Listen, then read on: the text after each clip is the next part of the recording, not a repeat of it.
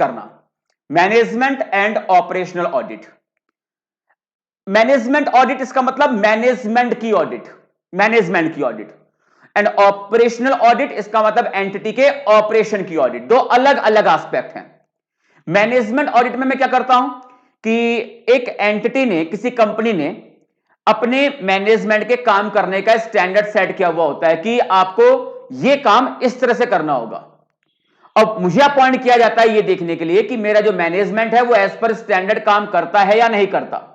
Because अगर management as per standard काम नहीं करेगा, जैसी उनसे एक एक्सपेक्टेशन है कि आप ऐसा काम करिए, अगर मैनेजमेंट उस तरीके से काम नहीं करेगा तो एंटिटी के जो एम है, जो एंटिटी के ऑब्जेक्टिव्स हैं, वो कभी भी हासिल नहीं हो सकते।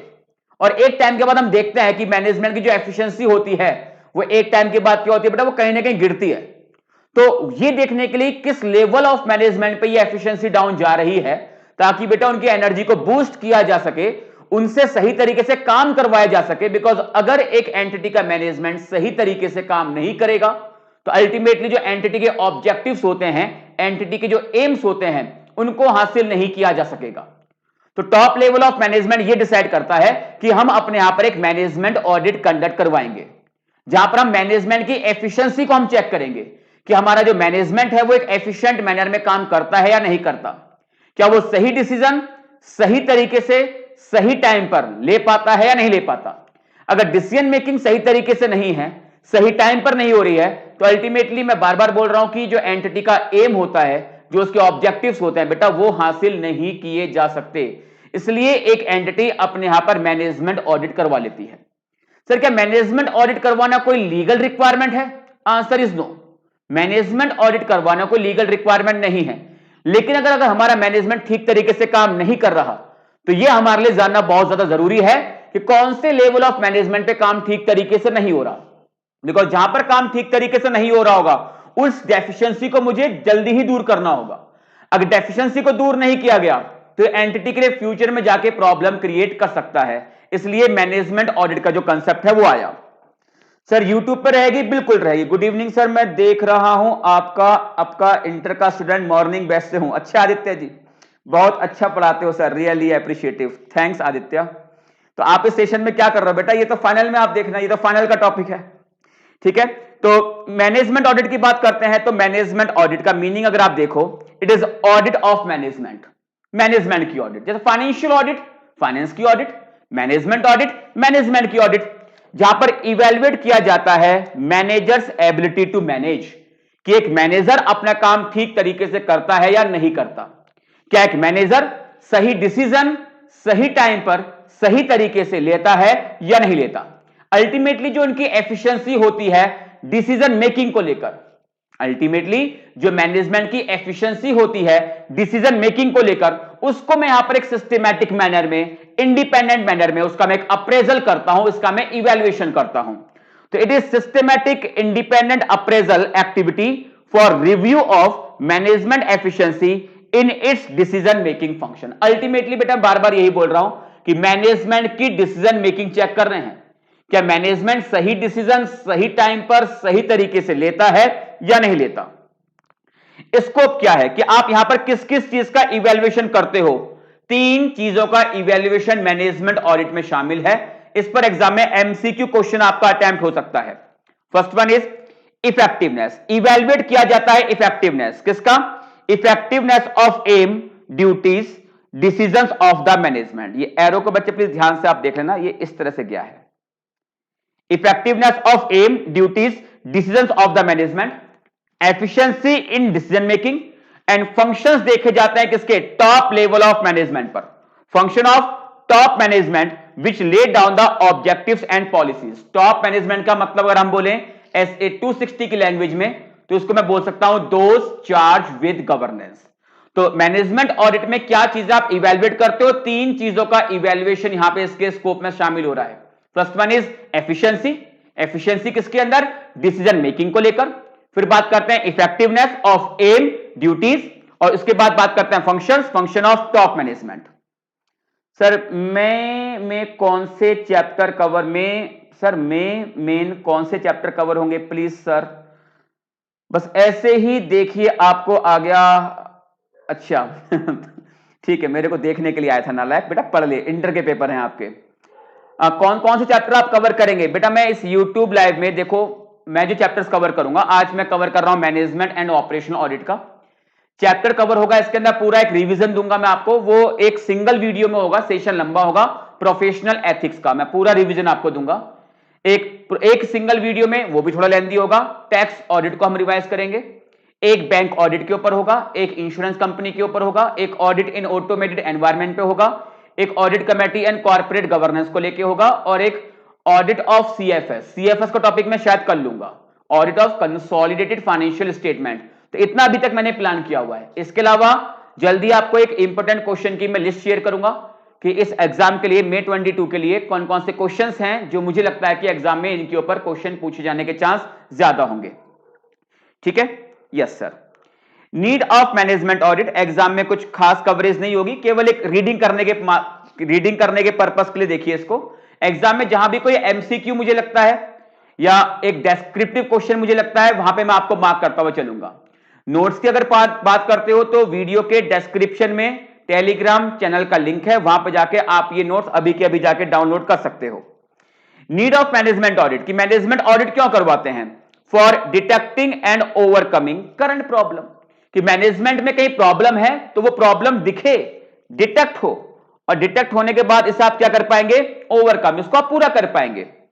To assist the organisation in accomplishing the desired objective, जैसा भी मैंने आपको बताया कि अगर मेरा मैनेजमेंट ठीक तरीके से काम नहीं कर रहा होगा, सही डिसीजन सही टाइम पर सही तरीके से नहीं ले रहा होगा, तो उसके अगर वो काम ठीक से नहीं करेगा तो जो एंटिटी का ऑब्जेक्टिव होगा, क्या वो कभी आप हासिल कर सकते हो? मेरा सीए का ऑफिस है, अगर मेरा आर्टिकल, मेरा जो स्टाफ होगा, वो अगर ठीक तरीके से काम नहीं करेगा तो जो मेरा ऑब्जेक्टिव होगा क्या वो हासिल हो सकेगा? नहीं। तो मुझे देखना है कि मेरा कौन सा स्टाफ है जो ठीक तरीके से काम नहीं कर रहा, डिटेक्ट करना, ओवरकम करना करंट प्रॉब्लम को। क्यों? ताकि मुझे एक असिस्टेंस मिल सके अपने ऑब्जेक्टिव्स को हासिल करने में। It is helpful for ailing industries, जो 6 यूनिट्स होती हैं वहां पे ज्यादा हेल्पफुल है।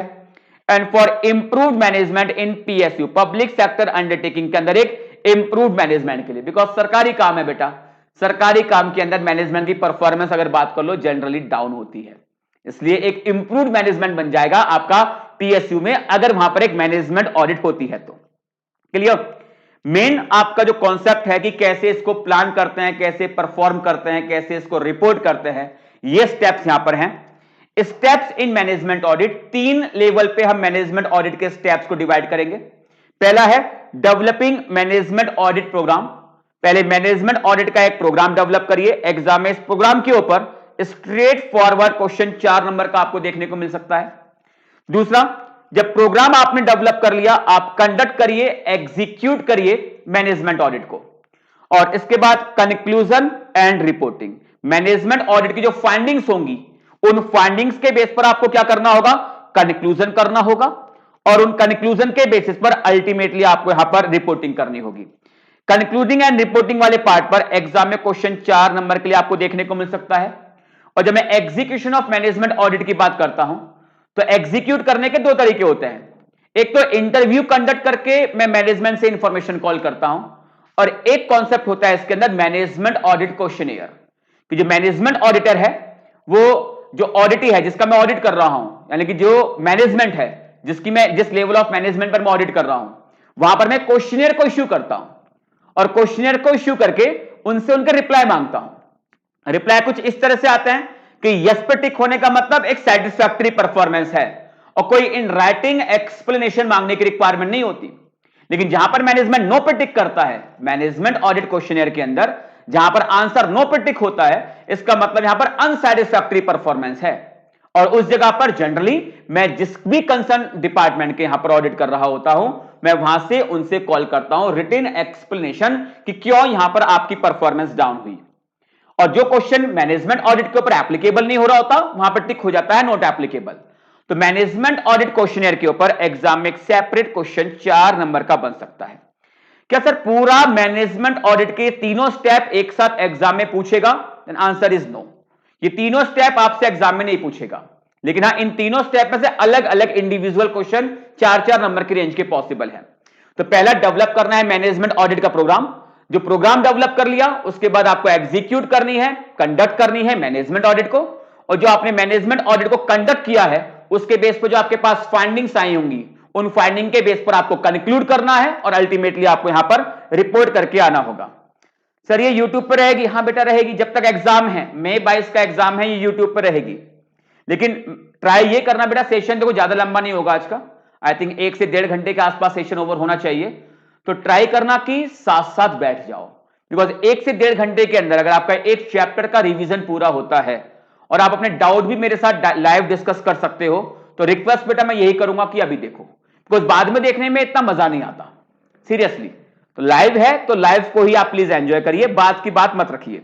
अच्छा मैं एक नंबर और आपको शेयर करता हूं अपना, कोई भी डाउट हो आपको फाइनल की ऑडिट को लेकर, किसी भी तरह की आपको गाइडेंस चाहिए, प्लीज इस नंबर पे कांटेक्ट करिए। मेरा पर्सनल नंबर है 8178701058, व्हाट्सएप कर सकते हो 8178701058।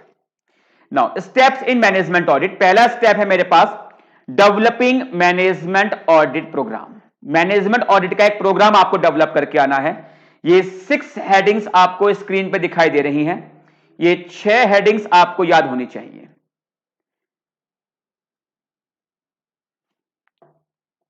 4, 5 and 6।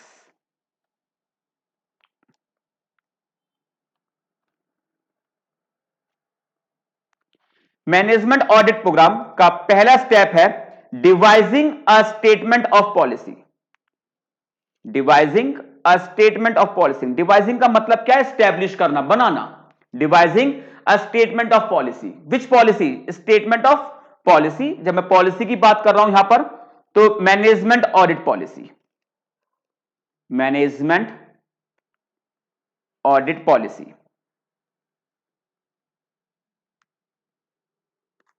Devising a statement of management audit policy मतलब सर कि टॉप लेवल ऑफ मैनेजमेंट के साथ, मतलब कि जो टॉप लेवल ऑफ मैनेजमेंट होगा वो डिसाइड कर रहा है कि यार ठीक है हम अपने यहां पर मैनेजमेंट ऑडिट करवाते हैं, लीगल रिक्वायरमेंट तो है नहीं।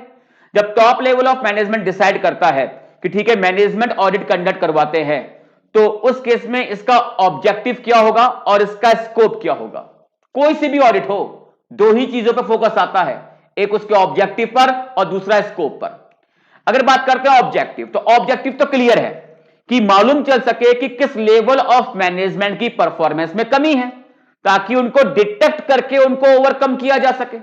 जब तक मैनेजमेंट की परफॉर्मेंस में कमी को मैं डिटेक्ट ना करके उनसे ओवरकम ना कर लूं, तब तक बेटा जो एंटिटी का अल्टीमेट एम है, जो उसका ऑब्जेक्टिव है, वो हासिल नहीं किया जा सकता। तो ऑब्जेक्टिव तो यही है कि मुझे अपने यहां पर जो मैनेजमेंट है उसकी कमियां निकालनी है, कि मैनेजमेंट मेरा कौन सा डिपार्टमेंट ऐसा है, कौन सा मैनेजर ऐसा है जो नालायक अंडर परफॉर्म कर रहा है, मुझे उसको निकालना है। और जब वो ऐसा मैनेजमेंट मुझे निकल के आएगा कि हाँ ये वाला मैनेजमेंट काम ठीक तरीके से नहीं कर रहा, तो ठीक है फिर उसको बेटा सुधारना भी है। ये नहीं कि उसको फायर कर देना कि नाउ गेट आउट, कल से आने की रिक्वायरमेंट नहीं है, ऐसा नहीं होगा। ठीक है, उसको समझाना है कि काम कैसे करा जाता है, यानी कि एक्चुअल परफॉर्मेंस को मैं एज पर स्टैंडर्ड कंपेयर करूंगा, और जिसकी भी परफॉर्मेंस अंडर परफॉर्मेंस आ रही होगी उसकी मैं रिपोर्टिंग करूंगा। ये हुआ ऑब्जेक्टिव। स्कोप कि कौन से लेवल ऑफ मैनेजमेंट पे करवाना है, बिकॉज एक एंटिटी के अंदर मल्टीपल लेवल ऑफ मैनेजमेंट होते हैं। जैसे अगर बात करो तो परचेज एक अलग डिपार्टमेंट हुआ, सेल्स एक अलग डिपार्टमेंट हुआ, एचआर एक अलग डिपार्टमेंट है, इन्वेस्टमेंट एक अलग डिपार्टमेंट है, मार्केटिंग आपका अलग डिपार्टमेंट हुआ, ऑपरेशन आपका एक अलग डिपार्टमेंट हुआ। तो इन सारे डिपार्टमेंट की करवानी है, या आजकल हमारी सेल्स डाउन है, सेल्स डाउन है, तो सेल्स डाउन है तो शायद मार्केटिंग वाले अच्छा काम ना कर रहे हो, जब तक मार्केटिंग वाले ऑर्डर लेके नहीं आएंगे सेल्स कहां से बढ़ेगी। तो हो सकता है कि शायद मार्केटिंग वाले काम अच्छा ना कर रहे हो, तो केवल मार्केटिंग वालों की हमें ऑडिट करवानी है। या फिर हमारे प्रोडक्ट में डिफेक्ट आजकल ज्यादा आ रहे हैं, तो प्रोडक्ट में अगर डिफेक्ट ज्यादा आ रहे हैं तो इसमें मार्केटिंग वालों का तो दोष नहीं हो सकता ना। अगर हमारे प्रोडक्ट के अंदर डिफेक्ट ज्यादा निकल के आ रहे हैं तो इसका मतलब प्रोडक्शन के टाइम पर सुपरविजन प्रॉपर नहीं हो रहा, तो इसका मतलब वहां पर जो प्रोडक्शन मैनेजर होगा शायद उसकी परफॉर्मेंस में कमी होगी। तो यही देखना है कि हमें किस लेवल ऑफ मैनेजमेंट पे करना है, बिकॉज एक साथ सारे लेवल ऑफ मैनेजमेंट पे नहीं करवाते। जहां पर लगता है कि हाँ इस जगह पर अंडर परफॉर्मेंस है, जहां से कुछ कंप्लेंट सुनने को मिल रही है, कुछ शिकायतें यहां पर आ रही हैं, ऐसे लेवल ऑफ मैनेजमेंट की बात करते हैं। तो devising a statement of policy का मतलब अल्टीमेटली मैनेजमेंट ऑडिट का ऑब्जेक्टिव और उसके स्कोप वो सेट किए जाते हैं। Second, location of audit function within the organisation. Audit function का मतलब कि कौन ये ऑडिट करेगा, एक प्रॉपर टीम का गठन किया जाना, एक प्रॉपर टीम का गठन किया जाना। सर क्या इसको करने वाले जनरली बाहर से नहीं आएंगे? करने को करना चाहो तो बेटा आप आउटसोर्स कर दो, लेकिन प्रैक्टिकली अगर बात करो तो ये आउटसोर्सिंग नहीं होगी। प्रैक्टिकली, थ्योरेटिकली मैं कह सकता हूं कि आप किसी बिग फोर को एक काम दे दीजिए, बट इफेक्टिवली करवानी है, अगर आपको इसका एक बेटर रिजल्ट चाहिए तो आप उस पर्सन से करवाइए, एक ऐसी टीम से करवाइए जिसको प्रॉपर पता हो कि एंटिटी के किस लेवल ऑफ मैनेजमेंट को क्या चीज परफॉर्म करने की जिम्मेदारी दी गई है। तो अगर मुझे पता है कि अच्छा इस पर्सन की जिम्मेदारी ये है कि इसको ये काम करना है, इसको ये काम करना है, इसको ये काम करना है, तो मैं चेक कर सकता हूं कि ये बंदा इस पर स्टैंडर्ड काम कर रहा है या नहीं कर रहा। तो जनरली बात कर लो तो जो आपका एचआर डिपार्टमेंट होता है, एचआर डिपार्टमेंट में से ही एक टीम बनाकर मैनेजमेंट ऑडिट करवा ली जाती है। बट ऐसा हार्ड एंड फास्ट नहीं है कि एंटिटी का ही स्टाफ करेगा। करने को चाहो तो आप मैनेजमेंट ऑडिट को आउटसोर्स भी कर सकते हो, किसी आप एक एक्सटर्नल इंडिपेंडेंट पार्टी को मैनेजमेंट ऑडिटर अपॉइंट कर सकते हो। तो पहले devising a statement of policy, दूसरा location of audit function within the organisation, third one is allocation of personnel. यानी अब आपकी टीम में बेटा ऐसे पर्सन होने चाहिए जिनके पास एंटिटी में हर एक ऑपरेशन में क्या काम होता है, किसकी क्या जिम्मेदारी है, किसको क्या क्या रेस्पॉन्सिबिलिटी असाइन की गई है, किसकी क्या क्या अकाउंटेबिलिटी है, सब कुछ पता हो।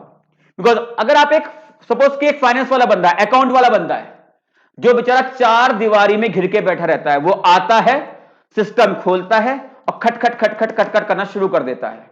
उसे बाहर मतलब नहीं दीन दुनिया में क्या चल रहा है। सुबह जैसे आके बैठता है, कॉफी टेबल पे आ जाती है, कॉफी पीता है, लंच टाइम तक आते आते आई थिंक हो सकता हो कि 2 या 3 कॉफी पी जाता हो। अकाउंट वाले बंदों को आदत होती है, अगर आप ऑडिट पे गए हो तो आपने देखा होगा इस चीज को। इसके बाद लंच टाइम होता है, बेचारा वो लंच अपनी टेबल पे बैठे करता है, उसके पास टाइम नहीं कि बाहर जाए लंच करके फिर आए, अपनी टेबल पे बैठ के वो लंच पूरा कर लेता है। उसके बाद फिर वो कॉफी पी लेता है, शाम का टाइम आता है फिर कॉफी पी लेता है, अल्टीमेटली वो रात को ऑफिस से निकल जाता है। उसे मतलब नहीं कि बाहर कंपनी में इस सिस्टम के अलावा क्या चल रहा है।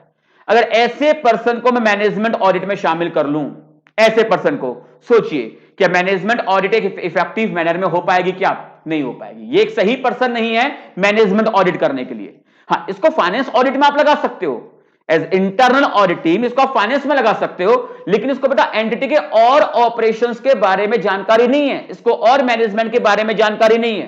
तो आपको अपनी टीम के अंदर ऐसे पर्सन को लेते हुए चलना है जिसको कि हर एक मतलब टीम एज अ होल ऐसे निकल के आए जो एंटिटी के हर एक ऑपरेशंस के बारे में जानती हो। तो पहला स्टेप था हमारे पास devising a statement of policy, दूसरा था location of audit function within the organisation, तीसरा हुआ एलोकेशन ऑफ पर्सनल। इसके बाद जब टीम डिसाइड हो जाती है, उसके बाद उस टीम को एक बार क्या दीजिए, ट्रेनिंग दीजिए, स्टाफ ट्रेनिंग प्रोग्राम। सर ऐसा क्यों? ये बहुत महत्वपूर्ण स्टेप है, स्टाफ ट्रेनिंग प्रोग्राम। ऐसा क्यों? बिकॉज जब मैनेजमेंट ऑडिट की जाती है उस टाइम पे, शायद उस टाइम पे कंपनी में आपका एक on the spot just like आपका एक लेवल, एक जिसको अगर हिंदी वर्ड बोलूं तो औकात शायद छोटा हो कि मैं इतना बड़ा कंपनी में एक एम्प्लॉय नहीं हूं, लेकिन आज मैं मैनेजमेंट ऑडिट टीम में आया हूं। हो सकता है जब मैं मैनेजमेंट ऑडिट कंडक्ट करूंगा, मैं अपने से ऊपर, मेरे से जो एज डेजिग्नेशन जो मेरे से हायर रैंक पे होगा, शायद मैं उसकी परफॉर्मेंस को इवेल्युएट कर रहा हूंगा। माना डेजिग्नेशन में छोटा हूं, लेकिन जब मैं मैनेजमेंट ऑडिट करने के लिए जाऊंगा उस टाइम में बन जाऊंगा मैं ऑडिटर। जैसे बेटा अपने ऊपर एग्जांपल लो ना, आप कहने को आर्टिकल हो, कहने को आप आर्टिकल हो, लेकिन आप आर्टिकल केवल जब तक ऑफिस में बैठे हो तब तक आप आर्टिकल हो।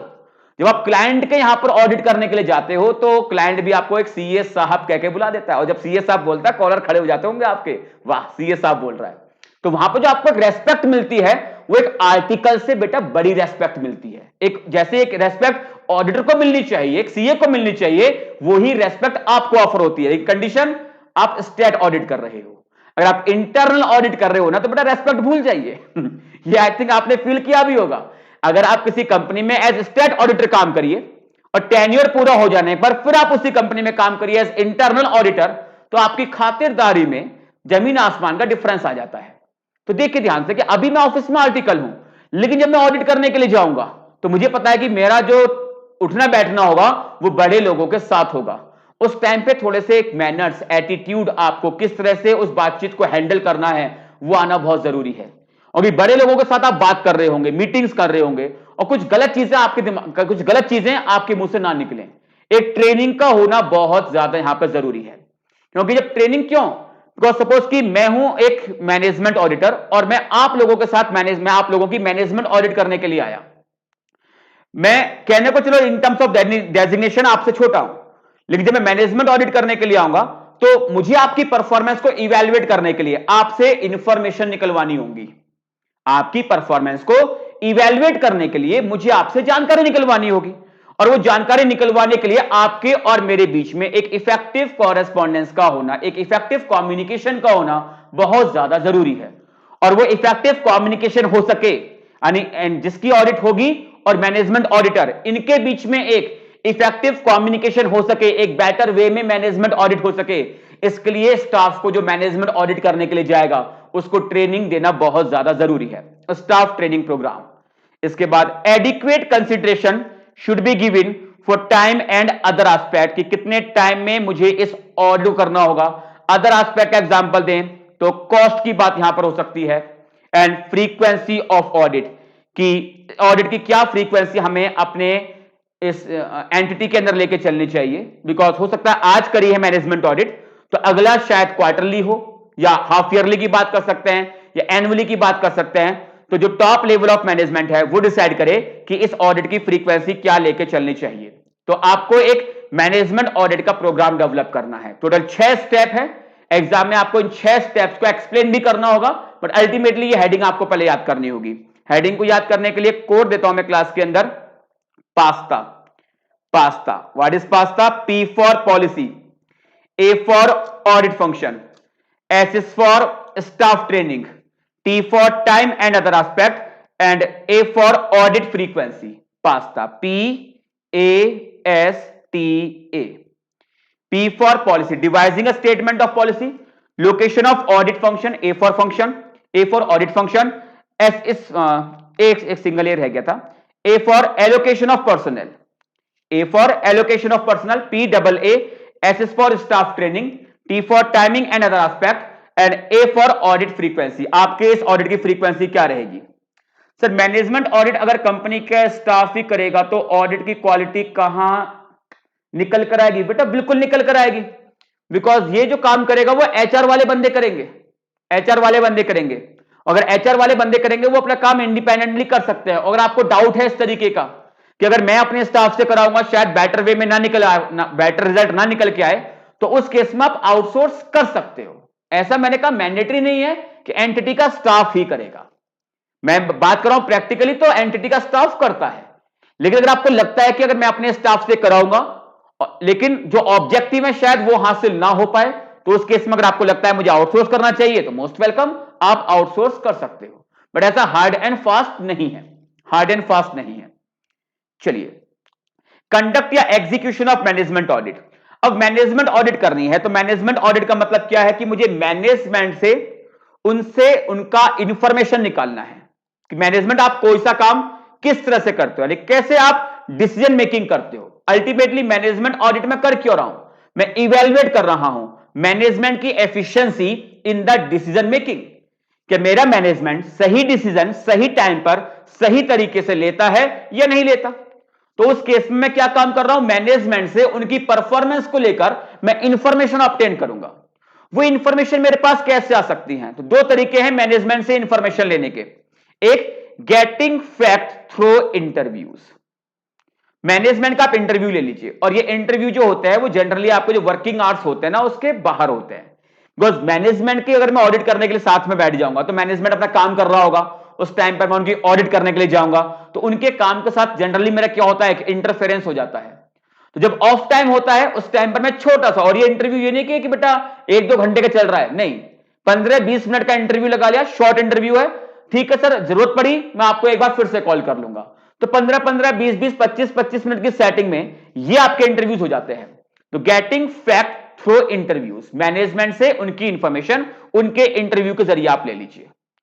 जैसे एक मूवी का नाम याद आ रहा है, शूट आउट एट लोखंडवाला, उसमें अमिताभ बच्चन बैठे हुए होते हैं और सामने जैकी श्रॉफ था, नहीं जैकी श्रॉफ कहां से आ गए संजय दत्त थे, सुनील दत्त नहीं, सुनील शेट्टी, मैं नाम भूल रहा हूं देखो यार मूवीज के। तो उसमें उनकी परफॉर्मेंस को इवेल्युएट किया जा रहा था। तो बेसिकली अमिताभ बच्चन को क्रॉस क्वेश्चनिंग कर रहे थे उनसे। वो क्या था, गेटिंग फैक्ट थ्रू इंटरव्यूज, कि ठीक है मैं एक इंटरव्यू कंडक्ट कर लेता हूं आपकी परफॉर्मेंस को लेकर, डिसीजन मेकिंग क्या थी आपकी, क्या सही डिसीजन सही टाइम पर सही तरीके से लिया गया था या नहीं लिया गया था। तो शूट आउट लोखंड वाला में जब अमिताभ बच्चन इस तरह का इंटरव्यू ले रहे थे, बेसिकली वो उनकी परफॉर्मेंस को क्रिटिकली इवेल्युएट कर रहे थे। या दूसरा तरीका ये हो सकता है कि अगर मेरे पास जो ऑडिटी है वो ऑडिट के पर्पस के लिए, मैनेजमेंट ऑडिट के पर्पस के लिए अगर टाइम नहीं निकाल पा रहे हैं, फॉर अ टाइमिंग मैं उनको इश्यू कर सकता हूं एक मैनेजमेंट ऑडिट क्वेश्चनियर।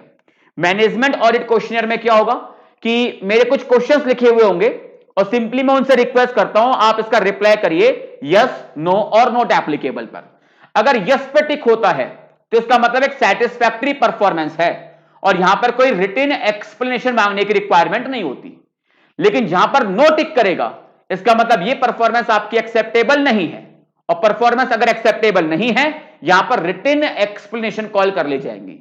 और जो क्वेश्चन मैनेजमेंट ऑडिट पर एप्लीकेबल नहीं होता है वहां पर टिक कर देना नॉट एप्लीकेबल। तो 3 possible answer to management audit questionnaire, yes, no और नॉट एप्लीकेबल। यस पे टिक होने का मतलब सेटिस्फैक्टरी परफॉर्मेंस है and no written explanation is required. But unacceptable performance है देन, अगर नो पे टिक होता है तो it is unacceptable performance and require explanation in writing. अगर क्वेश्चन मैनेजमेंट ऑडिट पर एप्लीकेबल ही नहीं हुआ था देन टिक हो जाएगा not applicable, and those question that are not applicable in the circumstances of the entity. Behavioural aspect related with management audit, exam में इसके ऊपर क्वेश्चन लग जाते हैं, इंपोर्टेंट मार्क कर लेना। चलिए अभी तक जितना कॉन्सेप्ट पढ़ाया है एक बार अगर देखें एग्जाम के पर्पस के लिए तो केवल 2 जगह में बात कर सकता हूं। एक तो बात हुई हमारे पास डेवलपिंग मैनेजमेंट ऑडिट प्रोग्राम, एक अच्छा कोड दिया याद करने के लिए PAASTA, devising a statement of policy, फिर allocation of location of audit function within the organisation, फिर एलोकेशन ऑफ ऑडिट पर्सनल, फिर बात करेंगे स्टाफ ट्रेनिंग की, टाइम एंड अदर एस्पेक्ट की, एंड ऑडिट की फ्रीक्वेंसी की। फिर अब मुझे इंफॉर्मेशन निकालनी है, 2 तरीके हैं, गेटिंग फैक्ट थ्रू इंटरव्यू या फिर मैं इश्यू कर रहा हूं मैनेजमेंट ऑडिट का क्वेश्चनियर। लेकिन अब एक प्रॉब्लम यह होती है मैनेजमेंट ऑडिट के अंदर कि मैनेजमेंट ऑडिट करते हुए आ जाते हैं staff line conflict. Management audit करते हुए आते हैं स्टाफ लाइन कॉन्फ्लिक्ट।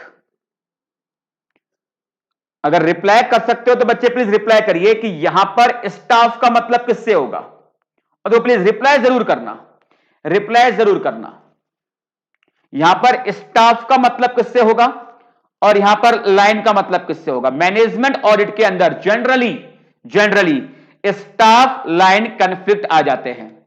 तो स्टाफ लाइन कॉन्फ्लिक्ट क्यों आते हैं, इसका रीजन क्या है और कैसे इनको अवॉइड किया जा सकता है, कैसे स्टाफ लाइन कॉन्फ्लिक्ट को आने से रोका जा सकता है, उनको काफी हद तक कम किया जा सकता है। तो पहले यह जानना जरूरी है कि यहां पर स्टाफ का मतलब क्या होता है और यहां पर लाइन का मतलब क्या होता है। चलिए देखते हैं कितने बच्चे यहां पर थोड़ा बहुत रिप्लाई करते हैं मेरे को। छोटी सी एक विंडो दे रहा हूं, प्लीज रिप्लाई करिए। स्टाफ का मतलब क्या है और लाइन का मतलब क्या है।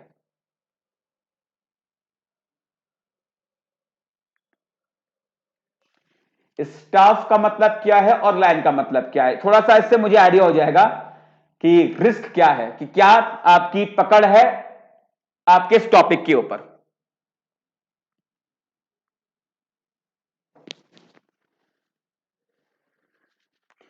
Good evening sir, good evening, hi sir, good evening sir. बेटा गुड इवनिंग, हाय, हेलो तो मैं बहुत पहले कर चुका हूं, मैं एक छोटे से रिप्लाई का वेट कर रहा हूं आपकी ओर से कि ये स्टाफ लाइन कॉन्फ्लिक्ट क्या होते हैं।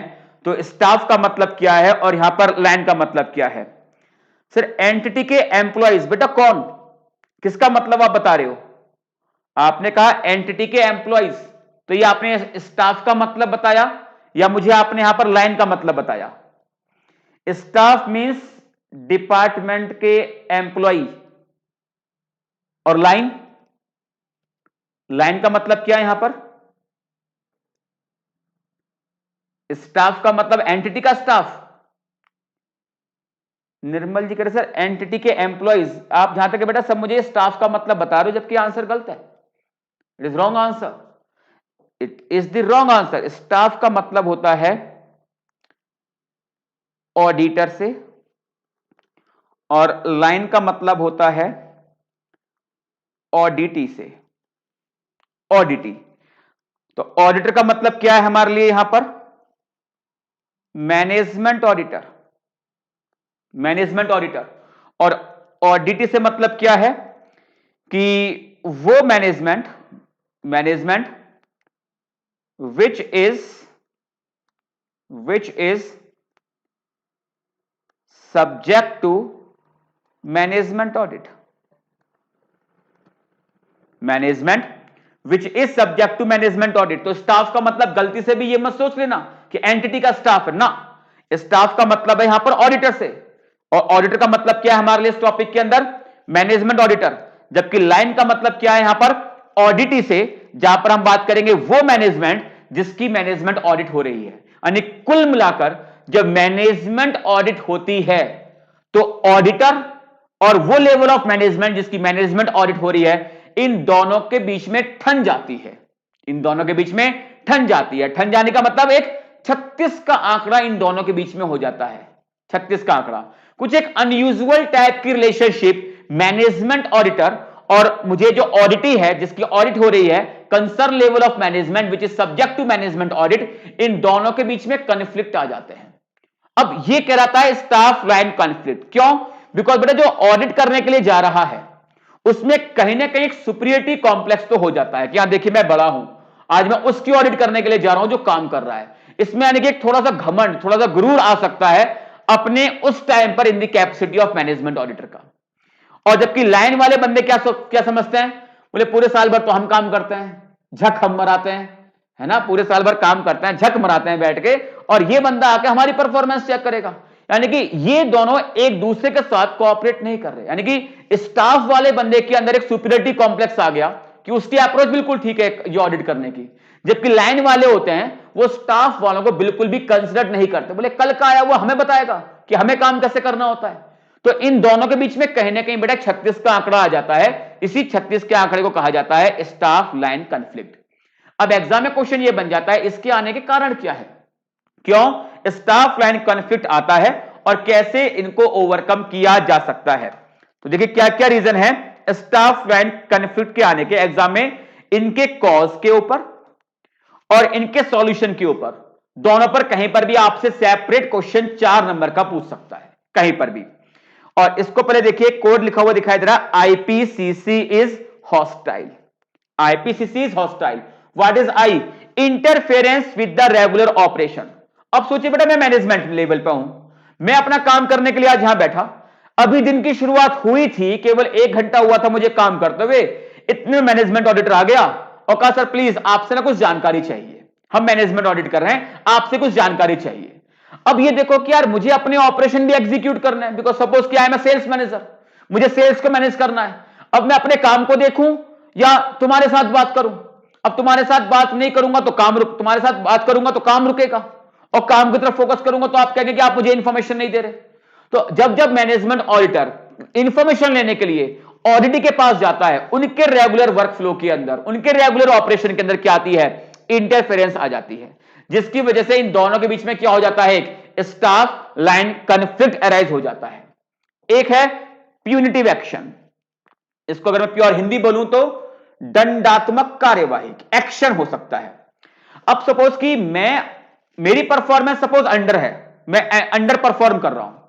अब मैं अगर अपनी परफॉर्मेंस को लेकर एक्चुअल जानकारियां आपको दे दूं और आप ये रिपोर्ट कर दो कि मैं अंडर परफॉर्म कर रहा हूं, तो मेरे मन में क्या एक डर नहीं रहेगा कि आपकी रिपोर्टिंग के बेस पर मेरे खिलाफ कोई एक्शन लिया जा सकता है? तो बताइए कि मैं आपके साथ कैसे कोऑपरेट कर लूं? मैं अगर आपके साथ कोऑपरेट करूंगा तो ये तो अपने पैर पे खुद कुल्हाड़ी मारने वाली बात हो सकती है, बिकॉज मैं आपको इंफॉर्मेशन दूंगा अपनी परफॉर्मेंस को लेकर, और मुझे पता है मेरी परफॉर्मेंस डाउन जा रही है, और मैं अपनी परफॉर्मेंस की जानकारी आपको दूंगा। आप ये जानकारी टॉप लेवल ऑफ मैनेजमेंट पर रिपोर्ट करेंगे, और इसी मैनेजमेंट ऑडिट रिपोर्ट के बेस पर डिसाइड हो जाता है कि किसको प्रमोट करना है, किसका प्रमोशन रोकना है। और सपोज मैं तो प्रमोशन के सपने देख रहा हूं कि मेरा प्रमोशन होगा, मेरा प्रमोशन होगा, लेकिन आपकी जो रिपोर्ट होगी बेटा वो तो मेरे पूरे अरमानों पर ठंडा पानी कर देगा, शायद मेरा प्रमोशन ना हो। तो ऐसे केस में क्या है कि मुझे डर लगता है कि आपकी रिपोर्टिंग के बेस पर मेरे खिलाफ कोई एक प्यूनिटिव एक्शन लिया जा सकता है, तो मैं कैसे आपके साथ कोऑपरेट करूं? तो एक डर होता है कि आपकी रिपोर्टिंग के बेस पर मेरे खिलाफ एक प्यूनिटिव एक्शन इनिशिएट किया जा सकता है, अकॉर्डिंगली मैं आपके साथ कोऑपरेट नहीं करता। सी फॉर फियर ऑफ क्रिटिसिज्म, यानी कि मेरी परफॉर्मेंस को क्रिटिसाइज किया जा सकता है। मतलब मेरे मन में दो डर हैं, मेरे मन में दो डर हैं कि आपकी रिपोर्टिंग के बेस पर मेरे खिलाफ क्या हो सकती है, कोई प्यूनिटिव एक्शन लिया जा सकता है, और एक डर यह है कि आपकी रिपोर्टिंग के बेस पर मेरी परफॉर्मेंस क्या क्या हो सकती है, वो क्रिटिसाइज हो सकती है। और एक डर मेरे मन में यह है कि चेंज हो सकता है मेरे day to day working operation के अंदर, मेरे day to day working operation के अंदर कुछ चेंजेस देखने को मिल सकते हैं। बिकॉज जब आप मेरी परफॉर्मेंस रिपोर्ट करोगे कि ये काम ठीक तरीके से नहीं कर रहा, शायद जिस तरह से मैं काम कर रहा हूं, जो एंटिटी के ऑपरेशंस हैं उनको परफॉर्म करने का तरीका चेंज हो सकता है। अब एक चीज मैं पिछले 5-10 साल से रेगुलरली फॉलो करता हुआ आ रहा हूं, और एकाएक मेरे को कैसे परफॉर्म करना है वो चेंज हो जाए, मैं शायद उस चेंज को एक्सेप्ट ना कर पाऊं इतनी आसानी से।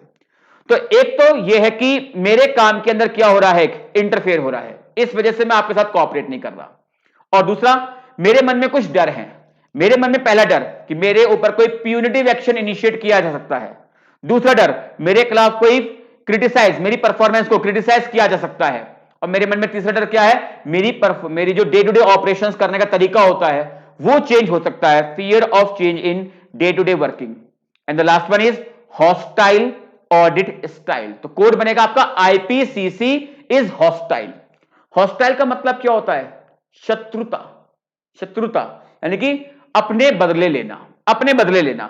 अब सपोज कि मैं तो हूं management auditor, I am the management auditor, और मेरा आपके साथ एक 36 का आंकड़ा है। 2 साल पहले आपकी और मेरी काफी अच्छी लड़ाई हुई थी, और आज मैं मैनेजमेंट ऑडिट टीम में आ गया, यानी आज मैं स्टाफ वाला बंदा बन गया, स्टाफ वाला। और मैं जब स्टाफ वाला बंदा बना, मैंने कहा अब आया बेटा उठ पहाड़ के नीचे, अब मैं देखूं तेरी प्रमोशन कैसे होती है। यानी मैं मैनेजमेंट ऑडिट को एक गलत तरीके से, एक टूल यूज कर सकता हूं गलत तरीके से आपके खिलाफ अपना एक पर्सनल खुंदस को निकालने के लिए। Possible, not possible, human being है बेटा, कुछ भी पॉसिबल है, कुछ भी पॉसिबल है। अगर आपकी और मेरी नहीं बनती, आपकी और मेरी नहीं बनती, और आप हो ऑडिटी और मैं हूं मैनेजमेंट ऑडिटर, मैं मैनेजमेंट ऑडिट को एक हथियार की तरह यूज कर सकता हूं आपके खिलाफ। तो कहीं ना कहीं ये चीज देखने को मिल रही है कि यहां पर स्टाफ लाइन कन्फ्लिक्ट मुझे देखने को मिल जाते हैं। ये तो हुए इनके रीजन कि क्या क्या कारण है स्टाफ लाइन कन्फ्लिक्ट के। अब बात आती है इनका सॉल्यूशन क्या है। The solution is minimum tip. Minimum tip, what is minimum tip? जितना हो सके उतना कम से कम आप इंटरफेयर करिए with the regular operation of the entity. यानी कि ठीक है, मैं ऑफ टाइम पे आपसे बात करूंगा। मैंने यही कहा था शुरू में कि जनरली जो उनका रेगुलर वर्किंग टाइम होता है उस टाइम पर मैं मैनेजमेंट ऑडिट नहीं कर रहा होता, उस टाइम पर मैं मैनेजमेंट ऑडिट के क्वेश्चनियर को इश्यू कर सकता हूं, बट इंटरव्यू के पर्पस के लिए मैं अभी कॉल नहीं करूंगा। ये जनरली ऑफ टाइम किया जाता है, बिकॉज अगर मैं रेगुलर वर्किंग टाइम के साथ ही मैनेजमेंट ऑडिट करने के लिए बैठूंगा, कहीं ना कहीं जो उनका रेगुलर ऑपरेशन होंगे उसके ऊपर इस चीज का असर पड़ेगा। तो मिनिमम इंटरफेरेंस लेके चलेंगे इन द रेगुलर ऑपरेशन। फिर टिप का मतलब क्या है, मैं क्रिएट करूंगा एक ट्रस्टवर्दी एंड फ्रेंडलीनेस एटमॉस्फेयर को। इन्वॉल्व करूंगा रेस्पॉन्सिबल ऑफिसर्स को, किस काम के लिए? जब मैं अपनी रिपोर्टिंग के बेस पर, देखो मैं ये कहूंगा सर देखिए क्या प्रॉब्लम है आपकी, प्लीज मुझे बताइए। चलो एक पी और पॉइंट ले लीजिए, फिर सबको मैं एक साथ मर्ज करके इसका सॉल्यूशन तैयार करता हूं। Explain productive and constructive benefit. अब सपोज कि मैं तो हुआ मैनेजमेंट ऑडिटर और मैं आपकी मैनेजमेंट ऑडिट करने के लिए आया, आपकी परफॉर्मेंस को इवैल्यूएट करने के लिए आया। अब आप मुझसे कहते हो सर काहे इन चक्रों में पड़ रहे हो, हमें अपना काम करने दो, हम अपना काम अपने तरह से करते, तुम अपना काम करो, क्यों हमारे काम में इंटरफेयर कर रहे हो, चलने दो जो चलता है। तो मैं उन्हें समझाऊंगा सर देखो ऐसे कंपनी नहीं चलती। आपको पता होना चाहिए कि कोविड के टाइम के आने के बाद से कंपनी ऑलरेडी इतना लॉस सफर कर रही है, फिर भी देखिए कंपनी का बड़प्पन देखिए, कंपनी ने आपकी सैलरी कम नहीं करी और कंपनी ने कोई भी रिट्रेंचमेंट नहीं किया, किसी की भी छटनी पूर्ति नहीं करी कि एम्प्लॉयज को निकाल दिया। लेकिन आज कंपनी ये जानना चाहती है कि कौन कौन उसका स्टाफ, कौन कौन से एम्प्लॉय कंपनी के साथ कंधे से कंधा मिला के चल रहा है। तो कंपनी ने जब बुरे वक्त पर, जब कोविड का टाइम आया था, उस टाइम पे कंपनी पीछे नहीं हटी थी। तो आज कंपनी को यह देखना है कि कौन कंपनी के साथ अच्छा काम कर रहा है। और सर कंपनी है तो आप हैं, कंपनी है तो हम हैं। कल को अगर कंपनी नहीं रहेगी, सर आपकी एज 50 साल की होने जा रही है, कंपनी भगवान ना करे कल को अगर कंपनी बंद हो गई, तो आप क्या 50 साल की उम्र में आप नई नौकरी ढूंढ लोगे क्या?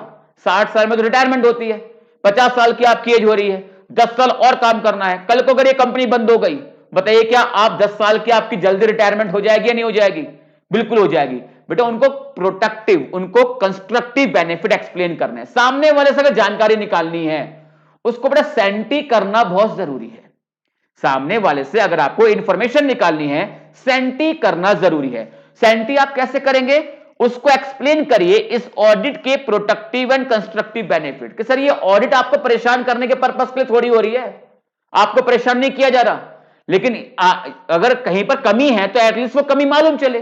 कुछ कमी मालूम चलेगी तो कंपनी उन कमियों को दूर करेगी, और जब तक वो कमियां दूर नहीं होंगी तब तक कंपनी के जो एम है, जो कंपनी के ऑब्जेक्टिव्स हैं, उनको हासिल नहीं किया जा सकेगा। और अगर कंपनी अपने एम्स हासिल नहीं कर पाएगी, अपने ऑब्जेक्टिव्स को हासिल नहीं कर पाएगी, तो कंपनी कब तक चलेगी? और एक ना एक दिन कंपनी फिर बंद होगी, और कंपनी बंद होगी तो सर आपके और मेरे बीवी बच्चे कौन पालेगा? तो ये उनको एक्सप्लेन करना है इस ऑडिट के प्रोटेक्टिव एंड कंस्ट्रक्टिव बेनिफिट। और मैं ये कहूंगा सर देखिए आप प्रॉब्लम बताओ, प्रॉब्लम क्या है आपकी, अच्छी परफॉर्मेंस क्यों नहीं हो पा रही है, प्रॉब्लम बताइए। बिकॉज अगर प्रॉब्लम आप बताएंगे तो मैं कसम खा के बोलता हूं, विद्या रानी कसम खाता हूं, कि आपकी प्रॉब्लम का कैसे छुटकारा, आपकी प्रॉब्लम का एक बेटर सॉल्यूशन क्या हो सकता है, मैं आपके जो व्यूज होंगे, आपकी जो रिकमेंडेशन होंगी, उनको भी मैं इस मैनेजमेंट ऑडिट रिपोर्ट के अंदर शामिल करूंगा। तो इन्वॉल्व करिए रेस्पॉन्सिबल ऑफिसर को। क्यों? जब आप मैनेजमेंट ऑडिट की फाइंडिंग्स के बेस पर रिकमेंडेशन ड्राफ्ट कर रहे होंगे कि कैसे मैनेजमेंट ऑडिट में आइडेंटिफाई हुई कमियों को हम दूर कर सकते हैं, कैसे हम मैनेजमेंट की परफॉर्मेंस को और अच्छा कर सकते हैं, सर आपके सुझाव भी मैं इस मैनेजमेंट ऑडिट रिपोर्ट में डालूंगा। तो अभी तो केवल मैं आपकी परफॉर्मेंस के बारे में पूछ रहा हूं, कल को जब प्रॉब्लम मिलेंगी ना, तो मैं प्रॉमिस करता हूं सर कि जब मैं रिकमेंडेशन ड्राफ्ट कर रहा हूंगा कि कैसे मैनेजमेंट ऑडिट में आइडेंटिफाई हुई प्रॉब्लम्स को ओवरकम करना है, उन रिकमेंडेशन की ड्राफ्टिंग में मैं आपको शामिल करूंगा। अब बताइए अगर इतनी बड़ी बात आप बोल दें, सर प्लीज आज प्रॉब्लम बताइए कि काम अच्छा क्यों नहीं हो रहा, और फिर प्रॉब्लम क्या है, इसका जब मैं सॉल्यूशन ड्राफ्ट करूंगा, एक recommendation top level of management तक ले जाने की जो ड्राफ्टिंग होगी रिकमेंडेशन की, उस रिकमेंडेशन की ड्राफ्टिंग में आपको मैं शामिल करूंगा, इन्वॉल्व करूंगा रेस्पॉन्सिबल ऑफिसर को, और क्रिएट करूंगा एक trustworthy and friendly net atmosphere. अगर इतना आप काम कर लेते हो, बताइए क्या आप स्टाफ लाइन कॉन्फ्लिक्ट को अवॉइड कर सकते हो, काफी हद तक कम कर सकते हो? नहीं कर सकते, जीरो तो नहीं कर सकते, जीरो तो नहीं कर सकते, बट ये एफर्ट्स लगा के एटलीस्ट उनको एक एक्सेप्टेबली लोअर लेवल पर लाकर रोका जा सकता है। तो स्टाफ लाइन कॉन्फ्लिक्ट आने के कारण क्या गया है, आईपीसीसी इज हॉस्टाइल, और सॉल्यूशन क्या है इसका, इसका सॉल्यूशन निकल के आया minimum tip. Minimum tip what is minimum? Minimum interfere, create कर दिया trustworthy and friendly net atmosphere. I for involve करिए रेस्पॉन्सिबल ऑफिसर को जब आप रिकमेंडेशन की ड्राफ्ट कर रहे होंगे, and protective and constructive benefit इस मैनेजमेंट ऑडिट के क्या होंगे, वो आप मैनेजमेंट को प्लीज एक्सप्लेन करिए। There after management audit report की बात करते हैं, तो 4 तरह की रिपोर्ट है इसके अंदर। ये आई थिंक आपने पहले पढ़ा हुआ होगा, इसमें कुछ खास नहीं है। ऑरल रिपोर्ट, जब मुझे कोई एक सीरियस इरेगुलरिटी दिख जाती है, लगता है कि यार ये तो बहुत घटिया काम हुआ है, ये तो इमीडिएटली मुझे टॉप लेवल ऑफ मैनेजमेंट को बताना है, भगा भगा जाऊंगा, तुरंत बता के आऊंगा, ड्राफ्टिंग का वेट नहीं करूंगा भाई साहब। जैसे मालूम चला तुरंत भगना शुरू कर दिया, दौड़ना शुरू कर दिया, और कहां पहुंचा? सीधे जाके टॉप लेवल ऑफ मैनेजमेंट के पास जाके तुरंत बेटा पानी पिया, और जितनी भी एक सीरियस इरेगुलरिटी आइडेंटिफाई हुई थी इमीडिएटली बोलना शुरू कर दिया। ऑरल रिपोर्ट है, ऑरल रिपोर्ट है। In case of emergency action need, MCQ बन सकता है, in case of emergency action need. Second one is interim written report. Generally top level of management के अंदर भी उत्सुकता तो होती है कि मैनेजमेंट ऑडिट चल रही है तो किस लेवल ऑफ मैनेजमेंट की क्या परफॉर्मेंस निकल के आ रही है, कुछ टाइमली मैनर में रिपोर्टिंग हो सके। हालांकि यह डिसाइड हुआ था कि 2 महीने के अंदर मैनेजमेंट ऑडिट को कंप्लीट करना होगा, लेकिन टॉप लेवल ऑफ मैनेजमेंट ये चाहता है कि एक प्रोग्रेसिव मैनर में एक इंटरिम रिपोर्ट हमें मिलती रहे, बाद में फाइनल रिपोर्टिंग आप कर देना, लेकिन हमारी नॉलेज को अपडेट करते रहने के लिए इंटरिम रिटन रिपोर्ट आप प्लीज प्रोवाइड करते रहिए। तो ये कभी ऑरल ही नहीं होगी, नाम में लिखा हुआ रिटन रिपोर्ट, इंटरिम है, फाइनल रिपोर्टिंग नहीं है। To inform management before regular report, management को इन्फॉर्म करने के लिए before the issue of regular report and issued in case matters requiring early consideration. Regular written report क्या है? पूरी ऑडिट हो जाने के बाद एक फॉर्मल मैनर में रिपोर्टिंग होती है। It is called as regular written report submitted after completion of work. And summary written report क्या होती है? Summary written report is just like झलक दिखला जा। झलक दिखला जा कैसी झलक दिखला जा? कभी आपने फील किया हो, अगर आपने टॉप कंपनीज में एक बड़ी सी कंपनी में अगर आपने काम किया हो, तो उनके जो डायरेक्टर्स होते हैं, जो उनका सीएमडी होता है, चेयरमैन कम मैनेजिंग डायरेक्टर, उनके पास ज्यादा टाइम नहीं होता मीटिंग्स वगैरह के पर्पस के लिए। पता नहीं क्यों शो ऑफ ज्यादा लगता है मुझे तो उस एटमॉस्फेयर के अंदर। तो उस एटमॉस्फेयर में जब मीटिंग कर रहे होता है, बातें बड़ी हवाई चल रही होती हैं और इतना शो करते हैं कि यार उनसे बिजी पर्सन शायद इस प्लेनेट पे ना हो, मतलब इस पूरे ब्रह्मांड में शायद उससे बिजी पर्सन ना हो। कुछ ऐसा एटीट्यूड उस टाइम पे देखने को मिलता है कि हाँ वास्तव में पर्सन बहुत ज्यादा बिजी है। तो जब हम कई बार अपनी इंटरनल ऑडिट रिपोर्ट लेके जाते हैं ना, तो इंटरनल ऑडिट रिपोर्ट के 2 सेट तैयार होते हैं। एक तो पूरी मोटी सी आपकी बुकलेट बन जाती है, 100, 150, 200 पेज के आसपास की हमारी एक मंथली रिपोर्टिंग बनती है। लेकिन 100-150 पेज पढ़ने के लिए जो ऑडिट कमेटी के लोग होते हैं, जो बोर्ड ऑफ डायरेक्टर के लोग होते हैं, या जो सीएमडी होता है, बेटा उसके पास टाइम नहीं होता पढ़ने के लिए। वो कहता है भाई सिग्निफिकेंट हाईलाइट्स है ना, वो मुझे बता दीजिए क्या क्या है, और जिस हाईलाइट को मुझे डिटेल पढ़ना होगा वो मुझे बताइए कि मेन रिपोर्ट के अंदर मैं ये फाइंडिंग्स कहां पे देख सकता हूं। तो 3 या 4 पेज के लिए उनके लिए एक सेपरेट रिपोर्टिंग होती है, उसको बोलते हैं हम यहां पर summary written report non as flash report. ठीक है, मैं केवल वो 3 या 4 पेज पढ़ लूंगा, मुझे सब कुछ आइडिया हो जाएगा कि इन 150 पेजों की कहानी क्या है। It is called as summary written report non as flash report, MCQ बन सकता है। Significant highlights for immediate action of top management, primarily issued for audit committee या फिर बोर्ड ऑफ डायरेक्टर, इनको इश्यू होती है। Organisation of written report. अब written report कौन सी है जो अभी बेटा हम बात कर रहे थे, ये आपकी रेगुलर रिटन रिपोर्ट है। तो बात करेंगे रेगुलर रिटन रिपोर्ट को कैसे आपको ड्राफ्ट करना चाहिए। जैसे अगर मैं एक एसएस 700 की बात करूं, तो एसएस 700 में क्या है, एक ऑडिट रिपोर्ट का लेआउट होता है ना, कि आपके ऑडिट रिपोर्ट में प्रॉपर एक टाइटल हो, फिर एड्रेस भी प्रॉपर होना चाहिए, फिर सेक्शंस आते हैं, opinion section, basis for opinion section, going concern section होता है, की ऑडिट मैटर होता है, ईओएम पैरा होता है, ओएम पैरा होता है, मैनेजमेंट की जिम्मेदारी होती है, एज ऑडिटर मेरी जिम्मेदारी होती है, ये सारे सेक्शंस आते हैं। फिर कोई जो मैटर एज पर लॉ रिपोर्ट करना होता है वो आप रिपोर्ट करते हो, फिर अल्टीमेटली साइनिंग करते हो डेट एंड प्लेस को मेंशन करते हुए। ये पूरा एसएस 700 का ड्राफ्ट था।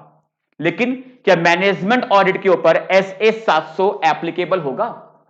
क्या मैनेजमेंट ऑडिट के ऊपर एसएस 700 एप्लीकेबल होगा क्या? आंसर इज नो, क्योंकि वो एसएस 700 एप्लीकेबल होता है आपके फाइनेंशियल ऑडिट के ऊपर।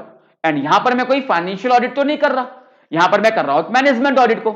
लेकिन मैनेजमेंट ऑडिट का भी एक लेआउट कैसा होना चाहिए, मैनेजमेंट ऑडिट रिपोर्ट का एक लेआउट कैसा होना चाहिए, क्या क्या चीजें आपकी मैनेजमेंट ऑडिट रिपोर्ट में आनी चाहिए, उसकी बात कर रहे हैं। बेसिकली ऑर्गेनाइजेशन का मतलब है यहां पर एलिमेंट, कि क्या आपके रिटन रिपोर्ट में क्या क्या चीजें होनी चाहिए। First one is title. Title छोटा हो, शॉर्ट हो, बट डेस्क्रिप्टिव हो, यानी कि डिस्क्राइब करने वाला हो, so that it's subject matter can be easily identified. Objective बताइए, मैनेजमेंट ऑडिट कराने का ऑब्जेक्टिव क्या था? रिपोर्ट में describe the objectives of the management. और जनरली बात करो तो बेटा 2 मेन ऑब्जेक्टिव की मैं बात कर सकता हूं।